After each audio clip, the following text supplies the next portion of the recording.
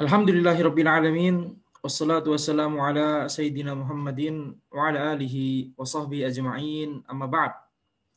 Qala al-muallif Syekh Abdurrahman bin Nasir As-Sa'di rahimahullahu taala wa lamma dzakara kalam al-malaikah hina akhbarahum annahu ja'ilun fil ardi khalifah wa muraja'atuhum li rabbihim fi dzalik falamma khalaqa Adam wa 'allamahu asma'a kulli syai' wa'ajazatil malaikatu anha wa anba'ahum Adam biha.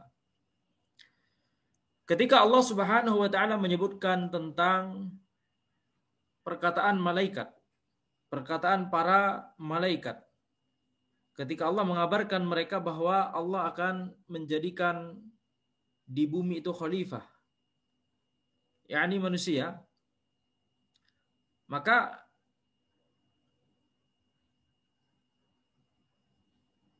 wa muraja'atuhum li rabbihim fi dzalik, maka malaikat kemudian bertanya kepada Allah Subhanahu wa taala tentang hal tersebut, tentang ketetapan Allah tersebut, gitu ya.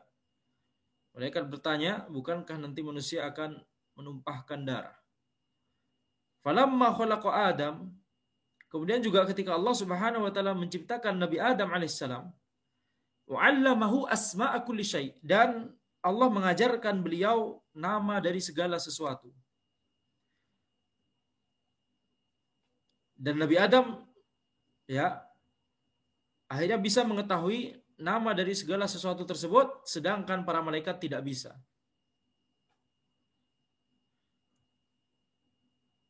Maka di sini ya apa yang kemudian dikatakan oleh para malaikat setelah melihat bagaimana Nabi Adam alaihissalam diberikan ilmu oleh Allah Subhanahu wa taala, sehingga ya walaupun malaikat melihat di situ ada hawa nafsu di dalam manusia, Allah menciptakan manusia memiliki akal tapi juga ada hawa nafsu. Beda seperti malaikat diberikan akal tapi tidak diberikan hawa nafsu yang bisa membuat mereka menyelisih perintah Allah Subhanahu wa taala atau berbuat apa yang dilarang oleh Allah. Maka ketika malaikat melihat ada hawa nafsu tersebut, tetapi kemudian mereka juga melihat manusia bisa menjadi orang yang berilmu. Kemudian para malaikat berkata, qalu subhanaka la ilma lana illa ma 'allamtana innaka antal alimul hakim. Mereka berkata, yakni para malaikat, maha suci engkau ya Allah, tidak ada ilmu untuk kami kecuali sesuai dengan apa yang telah engkau ajarkan kepada kami. Sesungguhnya engkau adalah zat yang maha mengetahui lagi maha bijaksana. Maka di sini kita mendapatkan sebuah faedah bahwa ketika Allah Subhanahu wa taala menciptakan Nabi Adam alaihissalam, Allah mengajarkan Nabi Adam nama-nama dari segala sesuatu.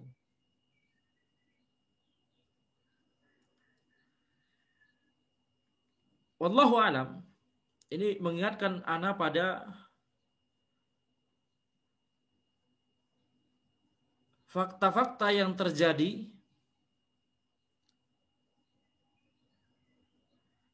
ketika manusia dibesarkan oleh binatang. Nah, ini gimana ini kok materinya nyambung ke sana begitu ya?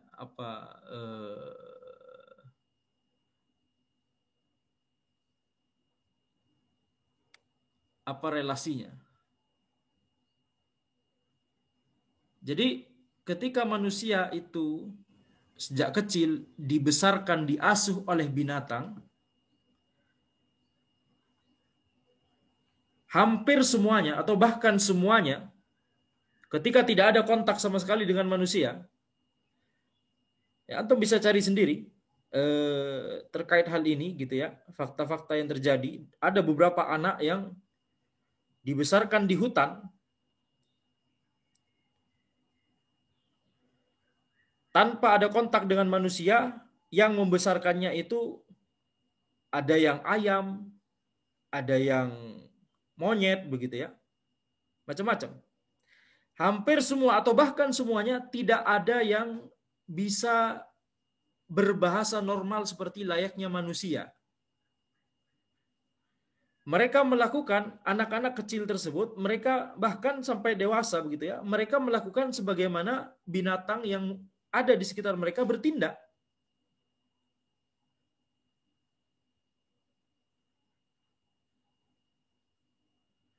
Jadi kalau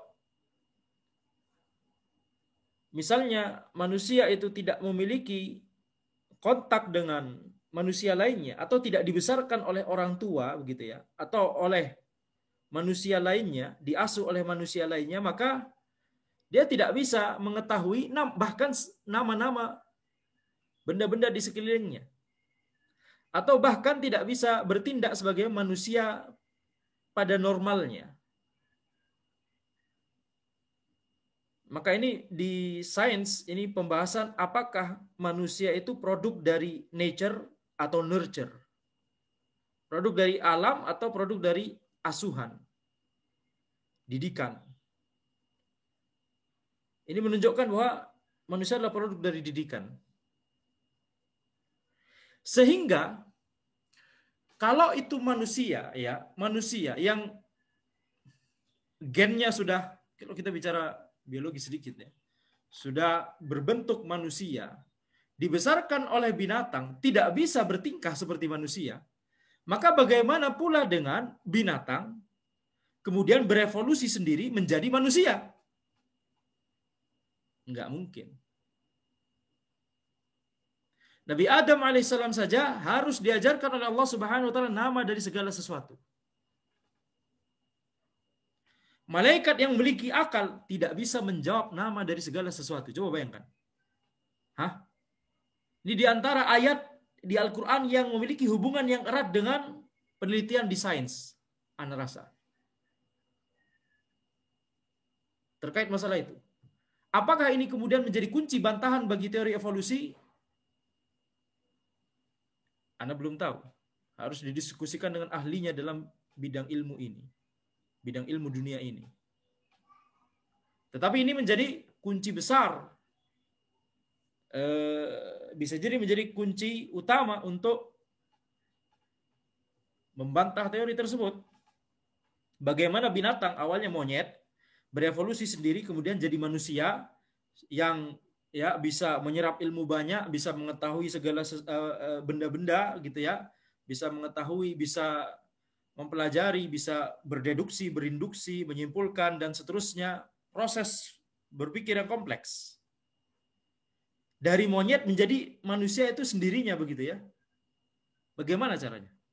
Yang sudah produk manusia saja, anak kecil, bayi, sudah manusia gitu ya, disuruh dibesarkan di lingkungan yang tanpa ada kontak dengan manusia sama sekali,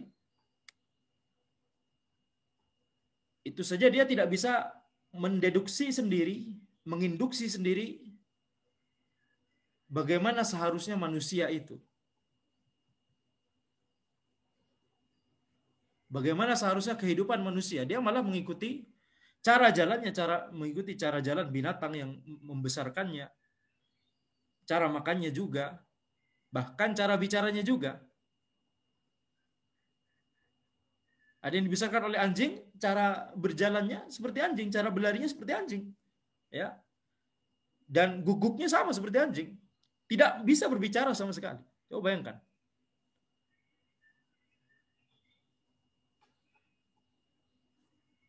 Apakah ini adalah kunci utama untuk membahas masalah itu? Kita tunggu para ahlinya ya. Tapi wallahu alam ayat ini memiliki keterkaitan dengan hal tersebut.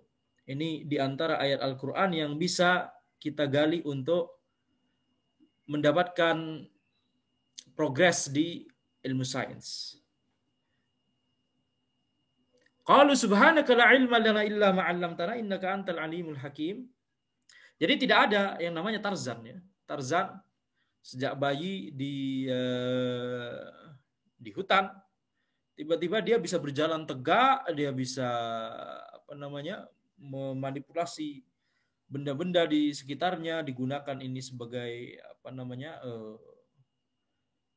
ya bisa membuat pakaian dari apa yang ada di hutan, bisa menggunakan sistem tali temali yang kompleks dan seterusnya, macam-macam. Wallahu alam itu tidak ada, ya. Kalau bayi tersebut dibesarkan oleh binatang sejak kecil, tidak pernah ada kontak dengan manusia sama sekali.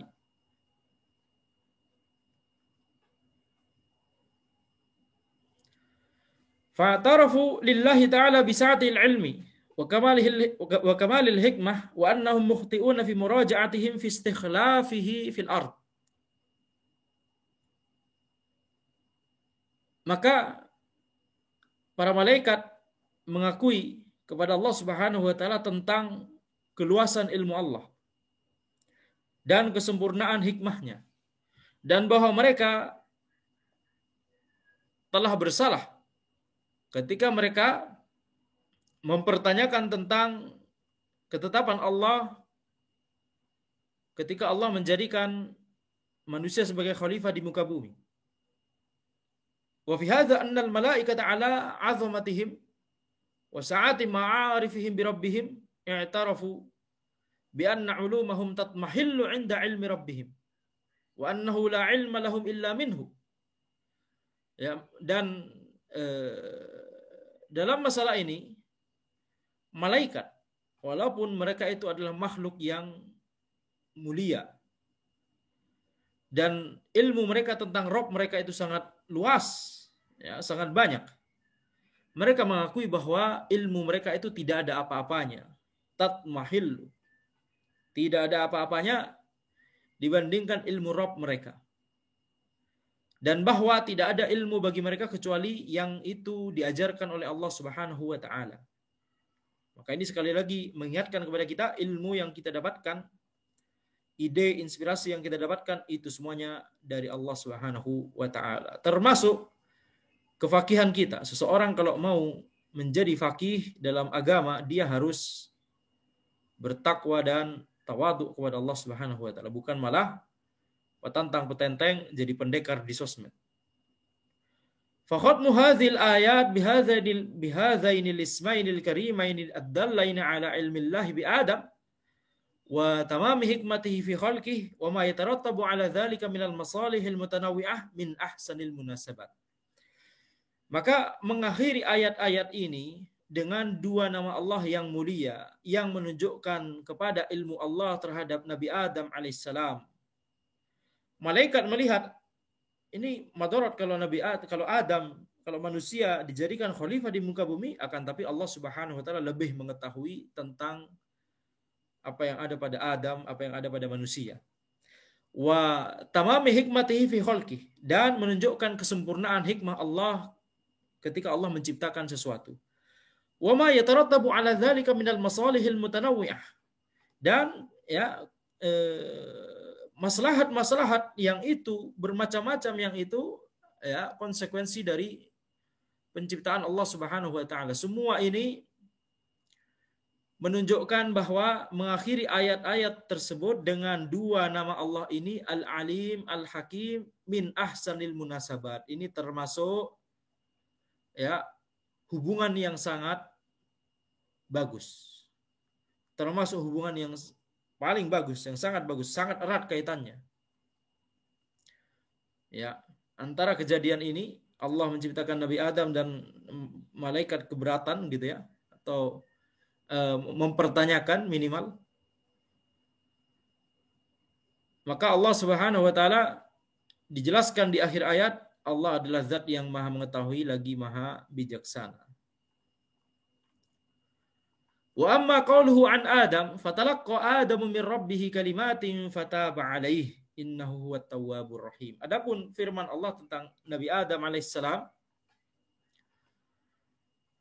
fatalaqqa Adamu min rabbih kalimatin fataba alaihi, yaitu ketika Nabi Adam alaihissalam ya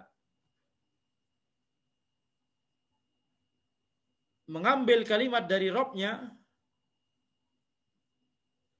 kemudian Allah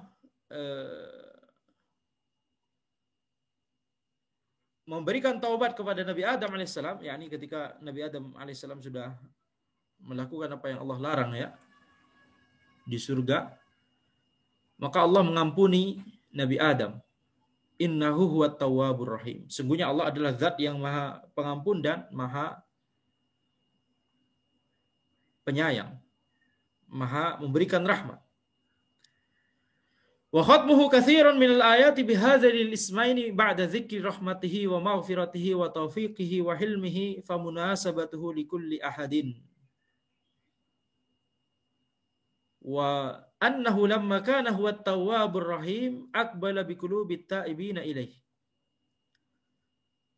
Maka Allah Subhanahu wa taala mengakhiri ayat ini dan banyak ayat lainnya dengan dua nama ini, At-Tawwabur Rahim. Setelah Allah menyebutkan tentang rahmat Allah, ya, ampunan Allah, taufik dari Allah, kelembutan Allah Subhanahu wa taala, maka famunasabatuhu likulli ahadin. Maka ini sangat sangat erat kaitannya untuk setiap hal tersebut. Ketika menyebutkan rahmat Allah, kemudian diakhiri dengan dengan dua nama ini, maka ini sangat erat hubungannya. Ketika ayat tersebut membicarakan tentang maghfiratullah, kemudian diakhiri dengan dua nama Allah ini, itu sangat erat kaitannya. Ketika ayat membicarakan taufik dari Allah, kemudian diakhiri dengan dua nama ini, itu sangat erat kaitannya. Ketika ayat tersebut membicara tentang kelembutan Allah, kemudian diakhiri dengan dua ayat ini, itu sangat erat kaitannya. Itu maksud dari frase ini atau kalimat ini. Faunasabatuhu likulli ahad. Wa annahu lamma kana huwa at-tawwabur rahim aqbala biqulubit ta'ibina ilaih. Dan ketika Allah Subhanahu wa taala itu kita mengetahui adalah zat yang maha pengampun dan maha penyayang, maka Allah Subhanahu wa taala ya mendekati hati, yakni mendekati di sini maksudnya membuat hati tersebut, hati manusia tersebut bertaubat kepada Allah, kembali kepada Allah. Membuat hati orang yang bertaubat tersebut mendekat kepada Allah, wa waffaqahum li fi'lil asbab allati yatubu 'alaihim wa yarhamuhum biha. Kemudian Allah memberikan taufik untuk agar dia melakukan sebab-sebab yang dengan sebab-sebab itu Allah memberikan taubat kepadanya dan memberikan rahmat kepadanya.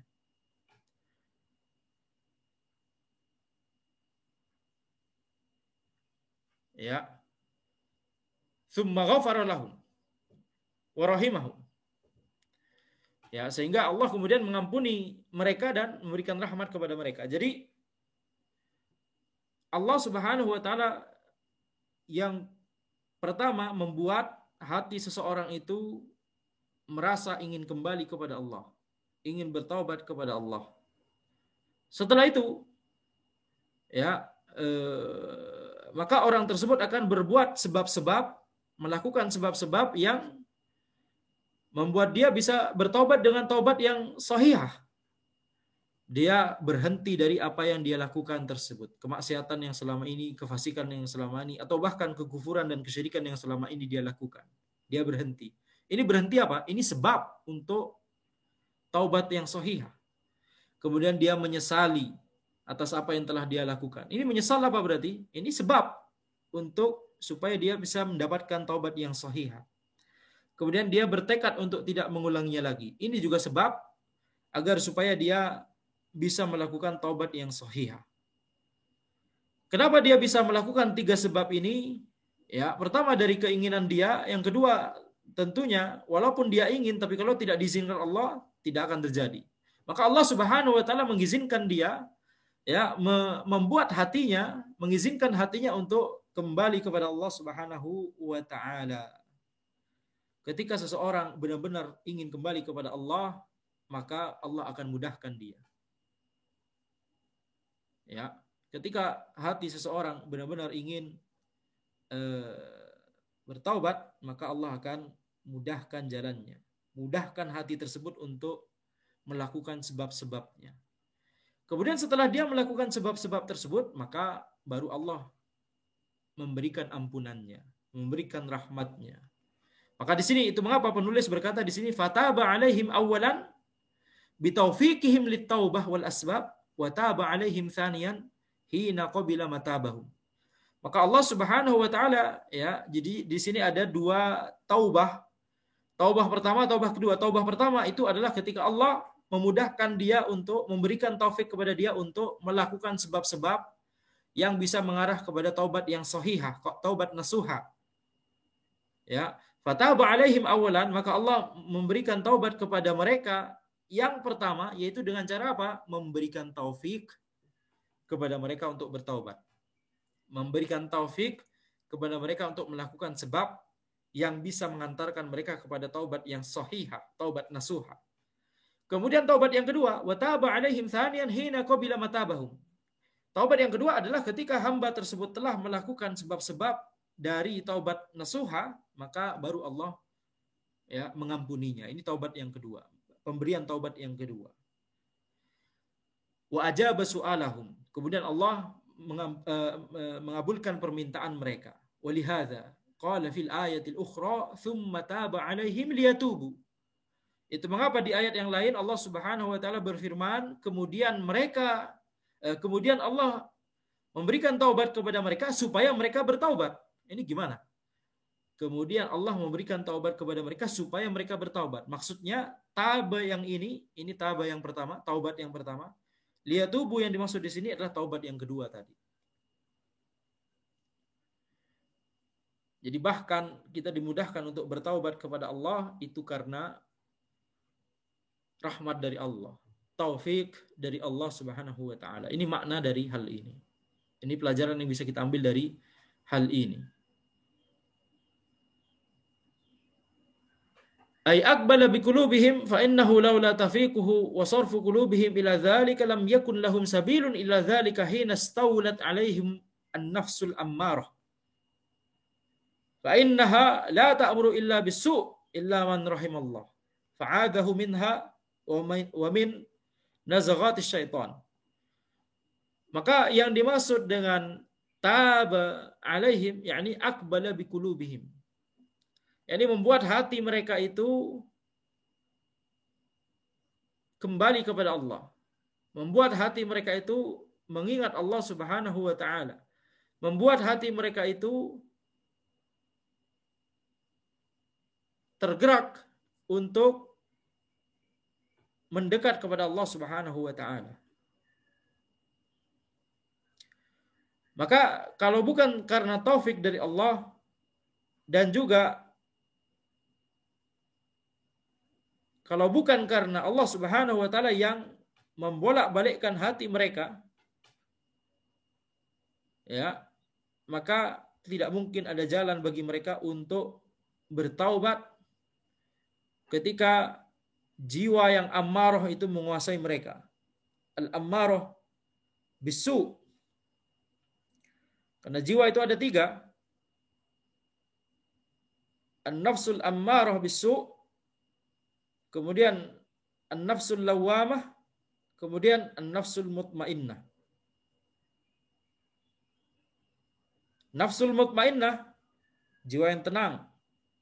Nafsul lawamah, jiwa yang mengeluh, sering mengeluh. An-nafsul ammarah bisu, jiwa yang mengarahkan seseorang pada keburukan.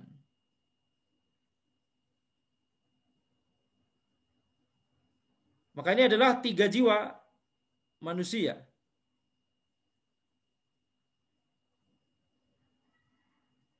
Ya, 3 jiwa manusia.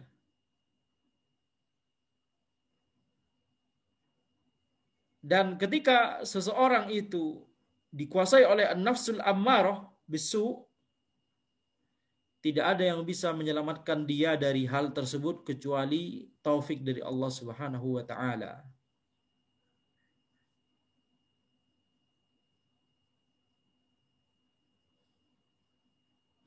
Dan betapa sedikit orang yang bisa bertaubat kepada Allah Subhanahu wa taala.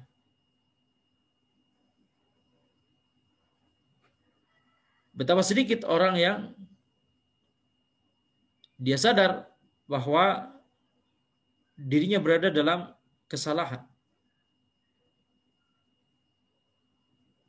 Dirinya berada dalam cengkraman syubhat dan syahwat. Betapa sedikit orang yang diberikan oleh Allah Subhanahu wa taala taufik untuk bertaubat.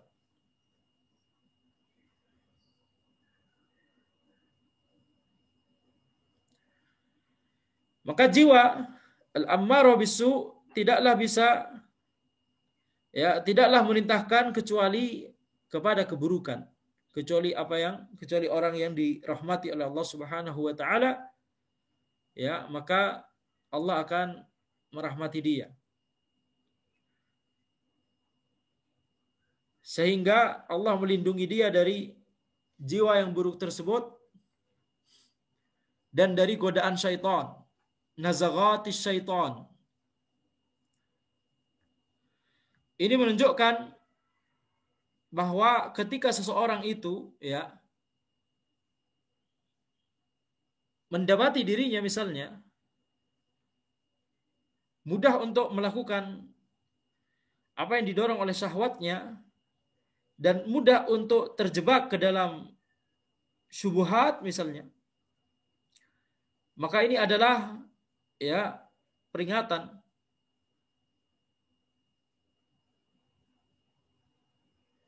bahwa bisa jadi hatinya atau jiwanya penuh jiwa yang mengarahkan, memerintahkan dia kepada keburukan.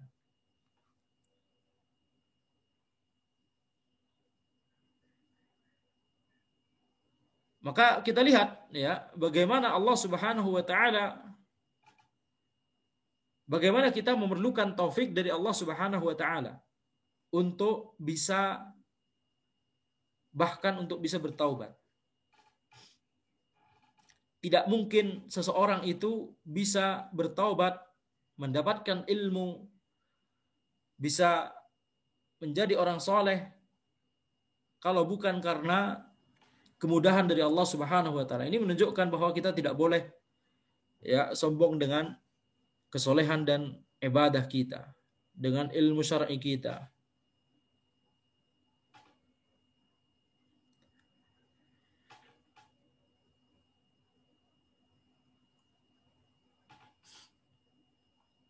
Taib. Di antara bentuk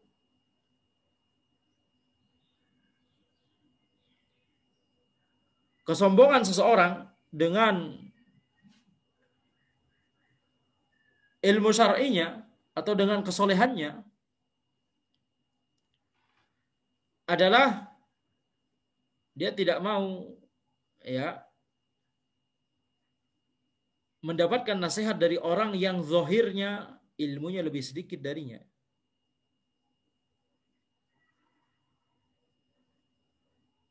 Atau dia sering memamerkan ilmunya, debat sana sini. Atau dia tidak mau untuk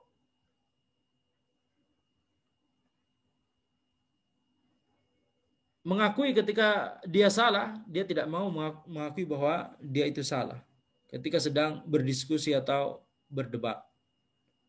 Ini penting Anda sebutkan. Mengapa? Karena kita telah dimudahkan oleh Allah untuk bertaubat, kita dimudahkan oleh Allah untuk menjadi talibul ilm, penuntut ilmu, tetapi kemudian kita merusaknya sendiri dengan perbuatan kita yang tidak mau menerima kebenaran tersebut. Kiber karena ilmu kita tersebut. Ya. Harus belajar untuk mengakui kesalahan kita. Atau bahkan harus belajar untuk mengalah, tidak lagi berargumentasi walaupun kita benar, orang lain salah. Harus belajar. Biasanya yang seperti ini penuntut ilmu yang setengah matang juga tidak, gitu ya. Disebut setengah matang juga tidak. Jauh lebih kecil dari itu, bukan angkanya bukan setengah gitu ya, sepertiga, seperempat, seperlima.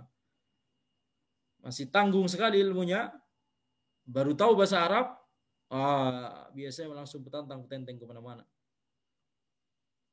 Ya, ini tercela. Sehingga itulah mengapa yang awalnya sudah bagus, dia dimudahkan untuk menjadi talibul ilm, penuntut ilmu, karena suka petantang-petenteng di sosmed terutama, maka menjadi talibul fitan.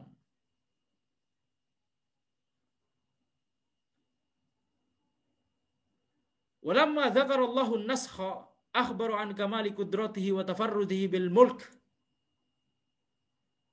Ketika Allah Subhanahu wa taala menyebutkan tentang an-nasakh, maka Allah mengabarkan tentang kesempurnaan ya kekuasaan Allah, kekuatan Allah, dan bahwa Allah adalah satu-satunya zat yang menguasai kerajaan semesta alam ini. Faqala alam ta'lam anna Allah ala kulli syai'in qadir. Yani ma nansah min ayatin aw nusiha na'ti bi khairin minha aw mithliha. Alam ta'lam anna Allah ala kulli syai'in qadir. Alam ta'lam anna Allah lahu mulku samawati wal ard.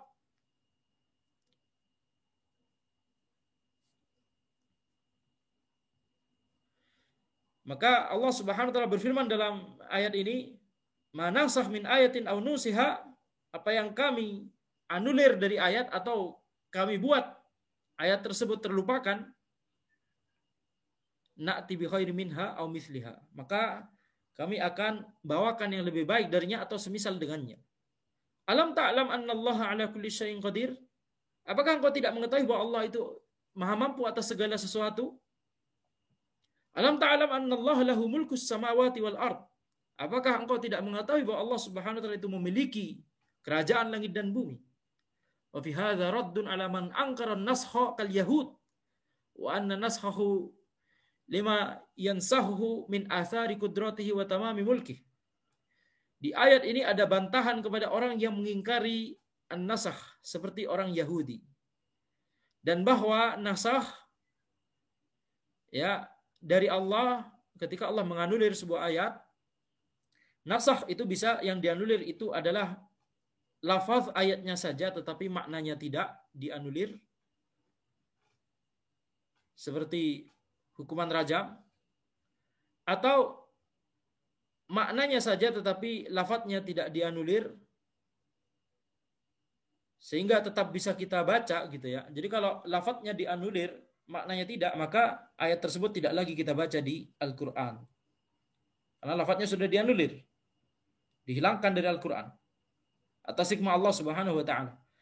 Atau maknanya saja yang dianulir tapi lafadznya tidak dianulir, berarti tetap kita baca di Al-Qur'an tetapi hukumnya tidak lagi berlaku.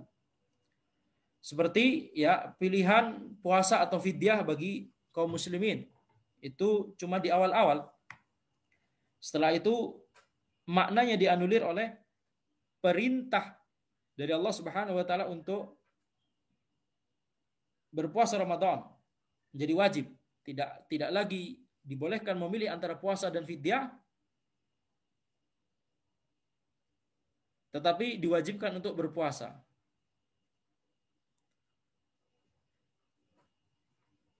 Ya, maka ini dua jenis nasakh.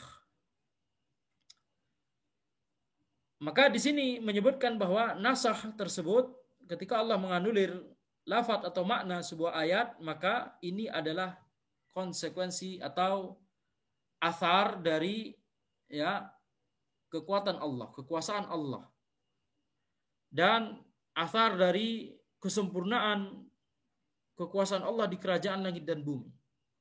Fa innahu ta'ala yatasarrafu fi ibadihi, yaitu bahwa Allah Subhanahu wa taala itu bertindak kepada para hambanya, melakukan sesuatu perbuatan. Allah memiliki perbuatan sebagaimana Allah memiliki nama, sifat, Allah juga memiliki perbuatan. Yani Allah tidak menciptakan alam semesta dan seluruh makhluk kemudian membiarkan mereka. Tidak. Allah Subhanahu wa taala yatasarraf, bertindak, berbuat sesuatu, menetapkan, menghidupkan, mematikan, mengatur, memberi, ya, menahan, menghukum, memberikan rahmat, dan seterusnya. Murka, ridha, dan seterusnya. Itu tasarruf Allah Subhanahu wa taala. wa yahkumu bainahum fi ahkamihi al-qadariyah wa ahkamihi asy-syar'iyyah fala hajru alaihi fi syai'in min dzalik.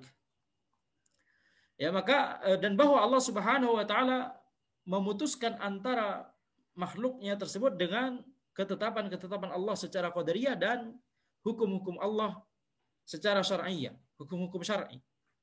Ketetapan qadari dan hukum syar'i. Maka tidak ada larangan sama sekali, tidak ada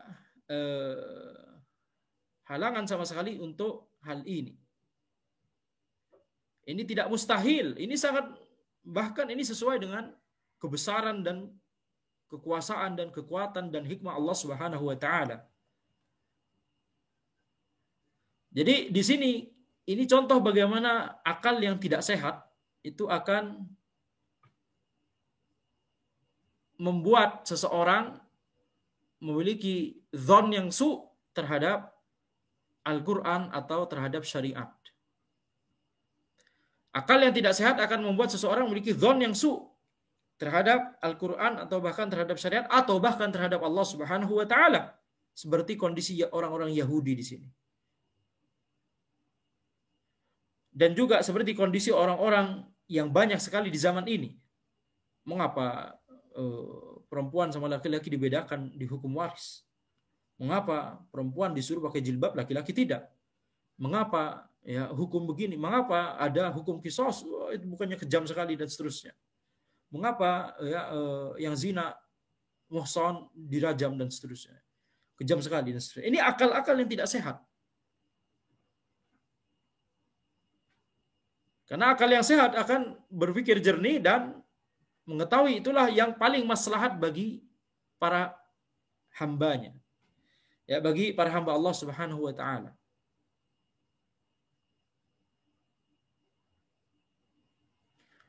Maka kita lihat ya, banyak sekali keburukan yang tersebar di sebuah negeri yang mereka tidak menerapkan hukum Allah Subhanahu wa taala. Banyak madarat ya, banyak madarat yang tersebar di sebuah negeri ketika mereka tidak menegakkan hukum Allah Subhanahu wa taala.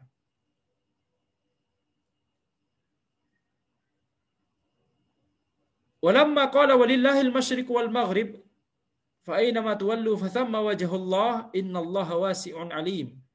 Ketika Allah Subhanahu wa taala berfirman, milik Allah timur dan barat, maka kemanapun kalian itu menghadap, maka itulah wajah Allah Subhanahu wa taala, innallaha wasi'un alim. Sesungguhnya Allah itu ya wasi'un alimun. Apa yang dimaksud wasi'? Wasi'ul fadl. Karunia yang luas. Wasi'ul mulk, kerajaan yang luas. Jami'ul alam al-ulwi was-sufli dakhilun fi mulki. Semua alam baik yang tinggi ataupun yang rendah, semuanya masuk dalam kerajaan Allah. Wa ma'a sa'atihi fi mulkihi wa fadlihi fa huwa muhitun ilmuhu bidzalika kulli. Dan tetapi bersamaan dengan itu, bersamaan dengan luasnya kerajaan Allah dan karunia Allah, akan tapi ilmu Allah itu mencakup semuanya. Wa muhitun ilmuhu fil umuril madiyah wal mustaqbalah. Ilmu Allah mencakup semua perkara, baik perkara masa lalu ataupun perkara masa depan. Wa muhitun ilmuhu bima fit tawajjuh ilal kibalil mutanawwi'ah minal hikmah. Dan ilmu Allah juga mencakup hikmah apa saja yang tersembunyi di dalam menghadap kepada kiblat-kiblat yang itu berbeda-beda. Apa yang dimaksud kiblat yang berbeda-beda? Awalnya ke Baitul Maqdis, kemudian diubah ke Baitullahil Haram. Wa muhitun ilmuhu biniyatil mustaqbilina li jihatin minal jihati idza akhtahul qiblatal mu'ayyanah. Fahaitsu tayammamal musalli tayammama ila wajhi rabbih. Dan ilmu Allah juga mencakup niat orang-orang yang menghadap kepada arah yang salah ketika mereka salah menghadap kiblat. Ketika mereka salah, mereka menganggap ini arah kiblat padahal itu bukan. Allah tahu niat mereka. Maka ketika orang-orang yang sholat tersebut tayammama ini bukan tayammum ya. Perhatikan. Fahaitsu tayammamal musalli tayammama ila wajhi rabbi. Ketika orang yang sholat tersebut menghadap kepada sebuah arah, maka mereka menghadap kepada wajah Rabbnya. Penjelasan Syekh Al-Utsaimin rahimahullah, al-ma'na anna an-nasa kanu awwala ma qadima an-nabi sallallahu alaihi wasallam ila al-Madinah yusalluna ila Baitil Maqdis. bahwa manusia ketika Nabi Muhammad SAW pertama kali sampai di Madinah, manusia orang-orang kaum muslimin mereka disyariatkan untuk sholat menghadap Baitul Maqdis, Al-Masjidul Aqsa. Jadi kalau di Madinah mereka menghadap utara. Fahuwa kiblah, maka itu kiblat saat itu. Thumma nasakha ila Baitillahil Haram. Ini bisa dibaca nasakha atau nusikha. Ya. Kemudian itu dianulir sehingga kiblat diubah menjadi Baitullahil Haram. Fasara kiblah, maka itu sekarang yang menjadi kiblat. Kiblatnya sekarang adalah Baitullahil Haram, yakni Ka'bah, dan itu berlangsung sampai sekarang. Ya, syariat telah selesai ketika Nabi Muhammad SAW wafat. Faidzan al-hikmatu fi kaunillahi azza wa jal aqarrahum aw adhina lahum aw syar'a lahum ay yusallu ila Baitil Maqdis awwal ma qadima Rasul sallallahu alaihi wasallam ila Madinah thumma nasakha dzalik. Maka hikmahnya adalah bahwa Allah itu yang menetapkan, yang mengizinkan, yang mensyariatkan bagi mereka untuk sholat awalnya ke Baitul Maqdis, kemudian itu dianulir sehingga menghadap ke Baitullahil Haram, ke Ka'bah. Yani kemanapun mereka menghadap, itu sama-sama sampai amalannya itu ke Allah Subhanahu wa Ta'ala. Ini maksudnya. Kemanapun mereka menghadap, kiblat kemanapun mereka menghadap, itu amalan mereka itu tetap sah. Mengapa? Karena mereka menghadap kiblat tersebut sesuai dengan perintah Allah. Jadi ini nunggu perintah Allah. Tidak boleh kita pahami dari ayat ini, sekarang kita boleh ngadep kiblat ke barat, boleh ngadep ke utara, boleh ngadep ke selatan, boleh ngadep ke timur, tenggara, selatan, barat daya, barat laut, dan seterusnya, utara, timur, laut. Ya, tidak demikian makna dari hal ini. Maknanya adalah Allah Subhanahu wa Ta'ala menetapkan syariat sebagaimana yang Allah kehendaki. Kemanapun Allah mensyariatkan kiblat sholat, arah kiblat sholat itu kemanapun saja Allah syariatkan, itu sama-sama menghadap wajah Allah Subhanahu wa Ta'ala. Itu sama-sama, yakni amalan ibadah tersebut diterima oleh Allah. Itu sama-sama orang yang sedang sholat tersebut sedang sholat ya menghadap Allah Subhanahu wa Ta'ala. Itu maksudnya. Yakni butuh ketetapan dari Allah, butuh syariat dari Allah, butuh izin dari Allah untuk kita nggak boleh mengada-ngada sendiri arah kiblat ke sini ke sana, boleh tidak boleh. Maksud dari ayat ini adalah ya fa aina ma tuwallu fa thamma wajhullah, kemanapun kalian itu menghadap maka itu menghadap wajah Allah. Bukan maksudnya kita boleh menghadap kiblat kemanapun. Tidak, akan tetapi ketika Allah mensyariatkan pada suatu waktu kiblatnya ke Baitul Maqdis, yang kalau di Madinah itu ke utara, kemudian Allah mengubahnya ke Baitullahil Haram, ke Ka'bah, yang kalau dari Madinah itu berarti ke selatan, ini berarti berputar 180 derajat, maka fa aina ma tuwallu fa thamma wajhullah. Kemanapun kalian itu menghadap, maka kalian menghadap wajah Allah Subhanahu wa Ta'ala. Ya.